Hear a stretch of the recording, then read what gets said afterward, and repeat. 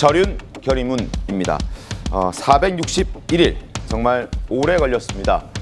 국민의힘이 윤석열 전 대통령이 12.3 비상계엄 선포 461일 만에 윤 전 대통령 탄핵된 지 11개월 만에 국민의힘 의원 107명 전원 명의로 절윤 결의문을 채택했습니다.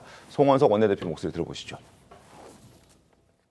잘못된 12.3 비상계엄 선포로 인해 큰 혼란과 실망을 드린 데 대해서 다시 한번 국민 여러분께 송구한 마음으로 사과드립니다.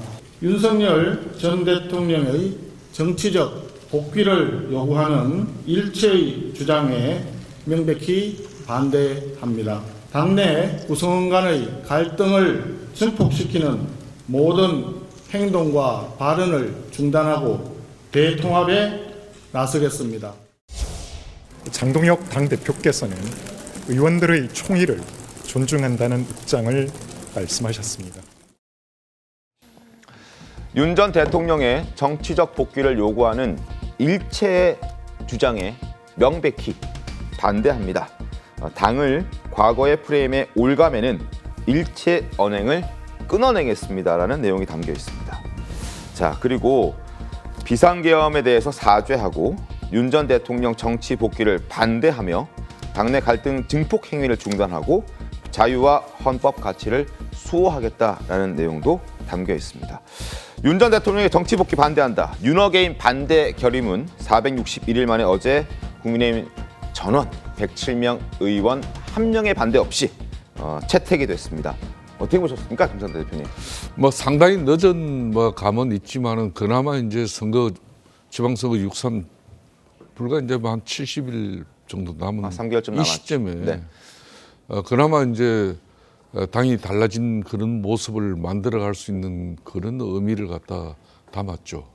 이게 이제 적어도 이제 결국은 원내대표인 송원석 원내대표가 실질적으로 이제 의총을 열어서 주도하고 그렇게 해서 또 한 번 비상계엄에 대한 사죄와 또 윤석열 전 대통령하고의 국민의힘은 완전한 이제 전련 그걸 갖다 이제 결의문의 서면에 이제 공식화했다는 그 부분이고 이제 그동안 징계 정치로서 사실상 민주정당의 어떤 가치나 또 평가 이 자체가 국민들로부터 아예 그냥 없어져 버린 그런 상황에서 이제 더 이상 갈등을 유발시키는 그런 윤리에 실질적으로 징계 정치를 이제 청산하자는 게 어제 그 결의문 내용 안에 담겨 있습니다. 그렇기 때문에 이제 앞으로 저 내용을 가지고 이제 분명히 또 윤어게인 세력이라든지 부정선거 세력, 상업적 유튜브를 다루고 있는 그 세력들이 또 장동혁 대표를 엄청 압박할 거예요.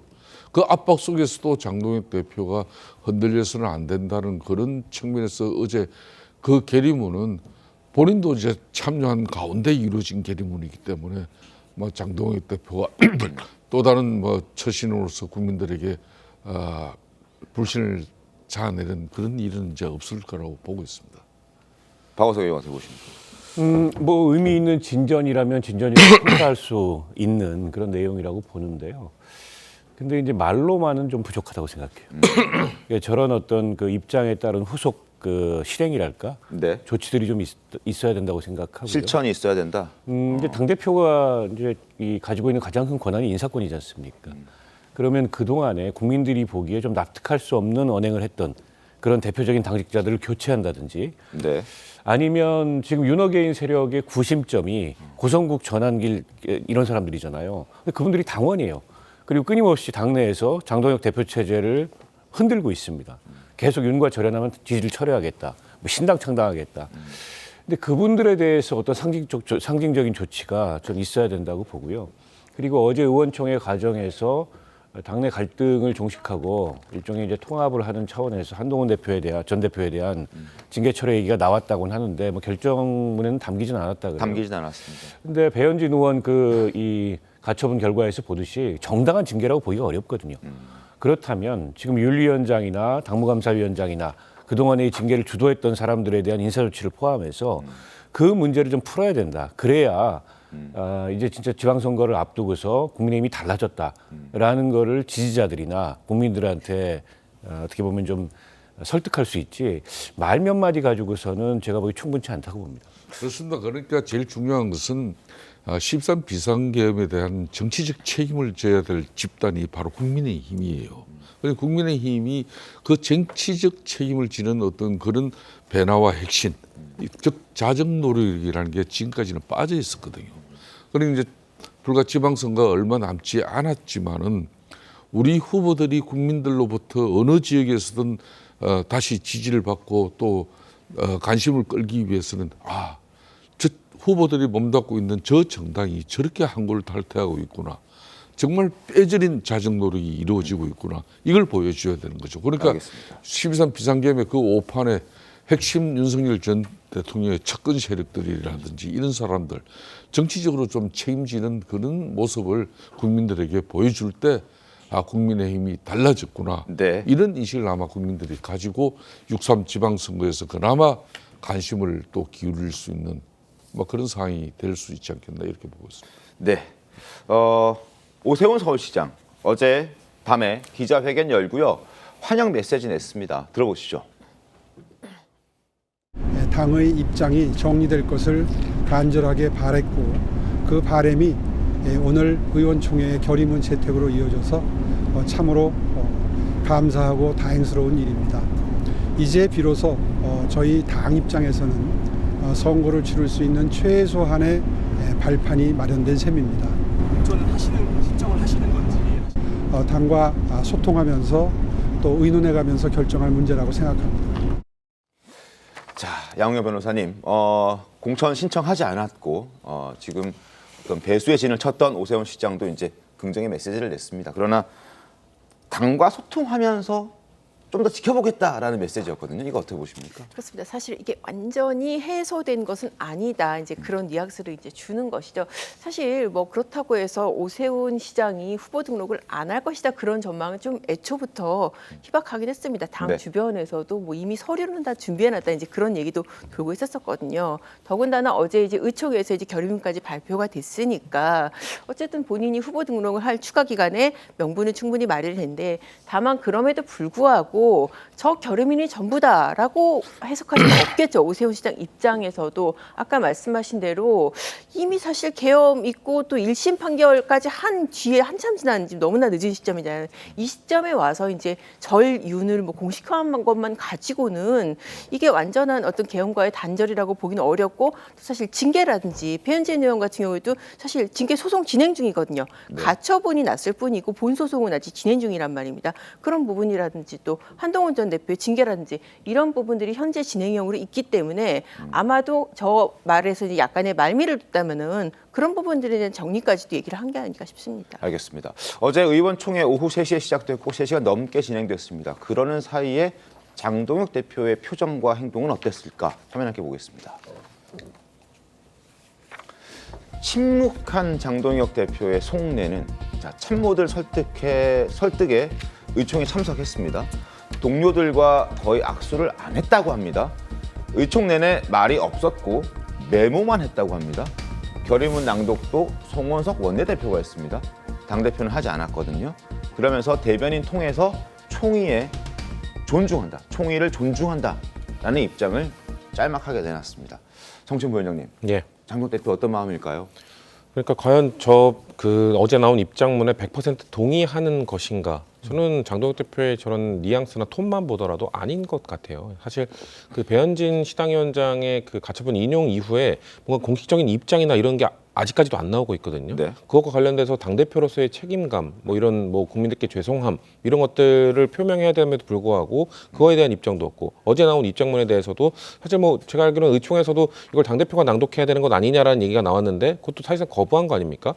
우리가 뭐 뒤에 다루겠습니다만 이거에 대해 반박을 하고 있는 그럼 전한길 씨나 이런 사람들의 목소리에 대해서 장동혁 대표가 과연 공식적인 입장을 낼 수 있을 것인가? 저는 어제의 반성문의 진정성은 거기에 달려 있다고 생각합니다. 장동혁 대표 입에서 장동혁 장동혁 대표의 육성으로 전환기 씨와 같은 발언을 하는 사람들에 대해서 앞으로 국민의힘은 그 방향을 가지 않겠다라는 선언이나 그들에 대한 징계나 이런 것들이 이루어져야지 그냥 어제 그냥 같이 앉아 있었으니까 장동혁 대표 사실상 국민의힘을 이끌고 있는 수장이 거기에 동의했다라고 저는 보기엔 아직 어렵다고 보기 때문에 네. 이후에 있을 이런 일련의 뭐 사건들이나 일련의 그 후속 조치들을 지켜봐야 국민의힘의 저 반성문이 진정성 있는지 저는 살펴봐야 될 것이다. 근데 사실 저희 당 입장에서는 반성문 내용 자체도 부족한 점이 많습니다. 다만 그럼에도 불구하고 한 걸음 나갔다는 점에서 인정을 해주기 위해서는 장동혁 대표가 이후에 어떻게 보이는지를 지켜보겠다라고 말씀을 드리겠습니다. 어제 국민의힘 절윤 결의문 채택하자 전환길 씨 강하게 반발했습니다.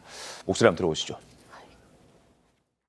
국민의힘 오늘 106명 이름으로 윤석열 대통령과 절연하겠다는 것은 자유 대한민국이 죽었다라고 저는 논평을 합니다. 윤석열 대통령 절연하겠다고 그래 잘 가라. 이재명한테 가라고. 국민의힘 106명은 이재명한테 가라고. 더불어민주당에 가라고. 너희들이 보수야? 너희들이 우파야?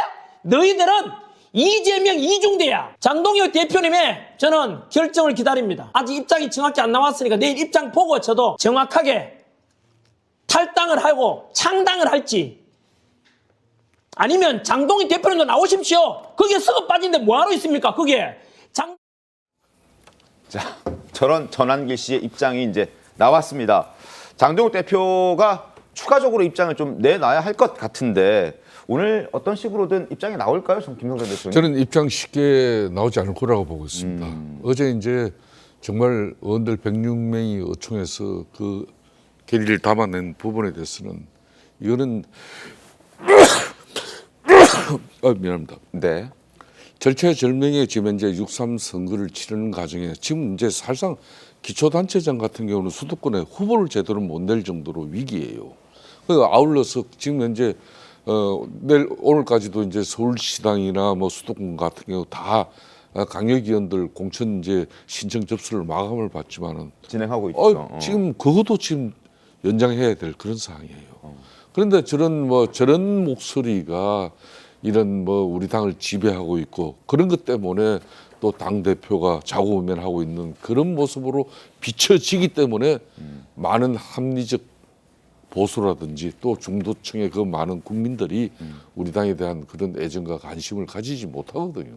이번 6.3 선거는 이재명 대통령과 거대 입법 권력, 지금 민주당에 대한 이 절대 권력에 대한 견제 심리가 일정 부분 국민들이 나올 수밖에 없는 상황인데 제1야당의 그런 지금 현재 자세와 또 체제가 네. 그런 국민들의 견제 심리를 받을 수 있는 그런 당의 변화된 모습에 아직까지 접근하지 못하고 있는 거예요. 그러니까 어제 의총에서 그 결의문을 시작으로 앞으로 이제 실천이 행동이 뒤따라 줘야 되는 겁니다. 변화와 핵심 이 자정 노력까지 포함하고 또 이런 목소리들 더 이상 우리 당의 의사결정이라든지 우리 당의 이미지에 영향을 끼치지 않는 그런 완전한 또 이 사람들과의 절연 이런 거 다 이제 후속적으로 뒤따라야 될 문제죠.